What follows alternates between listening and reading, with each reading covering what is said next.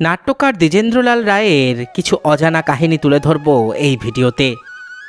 তখন ইংরেজ আমল, সেই বিদেশি শাসনের অক্টোপাসে ভারতভূমি জর্জরিত। এমনই এক শাসকের অধীনে কর্মরত এক বাঙালি ডেপুটি ম্যাজিস্ট্রেটের রচিত নাটকের গান যেদিন চারণ কবি গেয়ে উঠল, গিয়াছে দেশ দুঃখ নাই আবার তোরা মানুষ, সেদিন অনেকেই চমকে উঠেছিল। সরকারি কর্মচারী হলেও দ্বিজেন্দ্রলাল রায় ছিলেন প্রকৃত দেশপ্রেমিক।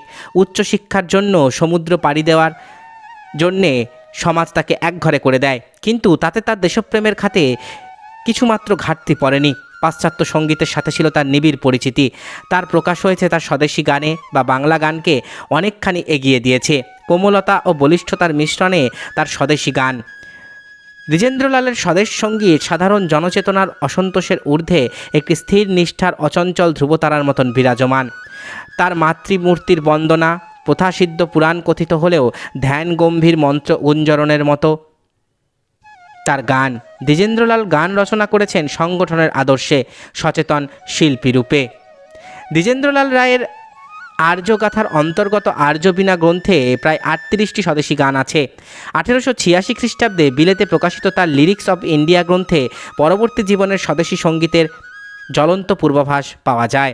তার রচিত the land of the sun, এই লুপ্তপ্রায় গানটির মাঝে আমাদের অতি পরিচিত একটি গানের বীজ নিহিত ছিল। সেটি হচ্ছে ধনধান্য পুষ্পে ভরা আমাদেরই বসুন্ধরা। একসময় বাংলার বুকে উত্তেজনার জোয়ার বইয়ে দিয়েছিল এই গান। এরপর বঙ্গ আমার, জননী আমার, ধাত্রী আমার, আমার দেশ।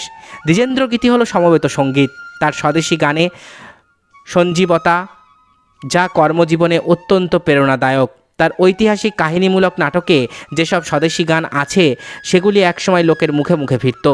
স্বদেশী গান ছাড়াও দ্বিজেন্দ্রলাল রায় অপূর্ব দক্ষতা দেখিয়েছেন তার কাব্য সঙ্গীতে। ওই মহাসিন্ধুর পার হতে কি সঙ্গীত ভেসে আসে, কিংবা যেদিন সুনীল জলধি হইতে উঠিলে জননী ভারতবর্ষ প্রভৃতি গান কাব্য হিসাবে অপূর্ব। দ্বিজেন্দ্রলাল রায়ের ভক্তিগীতিগুলি যেন এক একটি হৃদয়ের ফুল। তাদের মাঝে আছে পবিত্র আনন্দ, আছে সব কিছুর মাঝে সেই চির সুন্দরকে অনুভবে পাওয়ার প্রত্যাশা। তাই কবি গেয়েছেন, আজি গাও মহাগীত মহা আনন্দে, বাজো মৃদঙ্গ গভীর ছন্দে, পাল তুলে দাও ভেসে যাক শুধু সাগরে জীবন তরণী, উলসী উছলি উঠুক নৃত্য, করুক সন্ধি জীবন মৃত্যু, স্বর্গ নামিয়া আসুক মর্তে, স্বর্গে উঠুক ধরণী। কবি দ্বিজেন্দ্রলাল অনন্য সাধারণ প্রতিভার পরিচয় দিয়েছেন তার প্রেম সঙ্গীতে। প্রেম সঙ্গীতের ভাষাও যে কত মার্জিত এবং সুন্দর হতে পারে তা আমরা এই গানটি লক্ষ্য করলেই বুঝতে পারব। মলয় আসিয়া কয়ে গেছে কানে, প্রিয়তম তুমি আসিবে। সঙ্গীত রচয়িতা দ্বিজেন্দ্রলাল রায়ের একটি বিশেষ দিক হলো তার হাসির গান। হাস্যরস স্রষ্টা হিসেবে দ্বিজেন্দ্রলাল রায়ের অবদান স্মরণীয় হয়ে থাকবে। তার হাসির গান অতুলনীয়। অবশ্য এদের মধ্যে নেই শরৎচন্দ্র ও রবীন্দ্রনাথের মতো উদার রসিকতা, যা অন্তরের সহজ আনন্দে চঞ্চল, প্রাচুর্যের ঐতিহ্যে ঝলমল। শেক্সপিয়ারের হাসির মতো বা বোর্ড অ্যাজ 10,000 বিলিভ অ্যাট পাস্চার এ থাকার কথাও নয়, যেহেতু এদের আকার এবং প্রকার দুই ভিন্ন। এই ভিন্নতার কারণ হলো তৎকালীন সমাজ ব্যবস্থা এবং দেশাচার। এই গানগুলির লক্ষ্য হলো আঘাত দিয়ে জাগিয়ে তোলা, সুখোন্মত্ত আত্মবিস্তৃত জাতিকে জীবন কাঠির স্পর্শে বাঁচিয়ে তোলা। পেশাদার বিদূষকের সস্তা ভাড়ামি নয়, চপল হাসির তরল উচ্ছ্বাস নয়, বেদনার গভীরতম অনুভূতির উৎসমুখে এরা নিয়েছে জন্ম।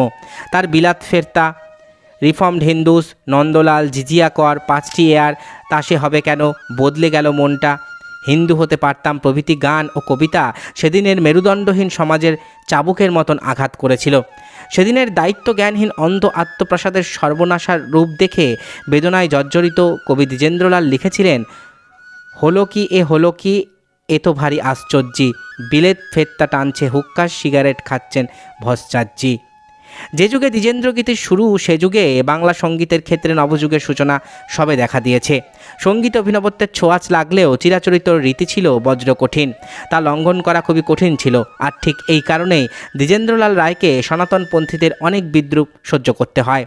আধুনিক বাংলা গানে পাশ্চাত্য সঙ্গীতের রীতিনীতি নির্বিচারে গ্রহণ করা হচ্ছে, কিন্তু দ্বিজেন্দ্রলালের মতন সহজ এবং নিপুণভাবে ইউরোপীয় সঙ্গীতের মিশ্রণের দ্বারা সুরবৈচিত্র্য সৃষ্টি করতে খুব অল্পজনই পেরেছেন। তাই তার বিরুদ্ধে আক্রমণ তেমন ধারালো হয়ে উঠতে পারেনি। পাশ্চাত্য সঙ্গীত অনুশীলন করেছিলেন নিষ্ঠার সঙ্গে, অর্জন করেছিলেন প্রকৃত শিল্পীর দক্ষতা। তাই তো ইউরোপীয় সঙ্গীতের ভঙ্গি ও সুরকে বাংলা গানে সার্থকভাবে রূপ দিতে পেরেছিলেন দ্বিজেন্দ্রলাল রায়।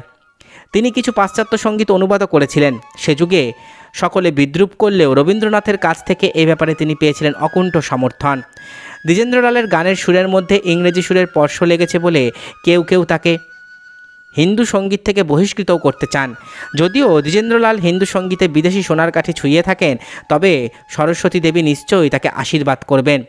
হিন্দু সঙ্গীত বলে যদি কোনো পদার্থ থাকে তবে সে জাত বাঁচিয়ে চলুক, কারণ তার প্রাণ নেই, তার জাতি আছে। হিন্দু সঙ্গীতের ভয় নেই, বিদেশের সংস্রবে সে আপনাকে বড় করেই পাবে রবীন্দ্রনাথ ঠাকুর। এতক্ষণ আপনারা শুনলেন গীতিকার দ্বিজেন্দ্রলাল রায়ের কিছু অজানা কাহিনী। আশা করি ভিডিওটি আপনাদের ভালো লেগেছে। আমার চ্যানেলের ভিডিওগুলো যদি আপনাদের ভালো লাগে তাহলে অবশ্যই চ্যানেলটি সাবস্ক্রাইব করুন, পাশে থাকা বেল আইকনটি ক্লিক করে দিন যাতে পরবর্তী ভিডিও নোটিফিকেশান খুব তাড়াতাড়ি আপনাদের কাছে পৌঁছে যায়। আজকের মতো এখানেই শেষ করছি। ভালো থাকবেন সবাই। নমস্কার।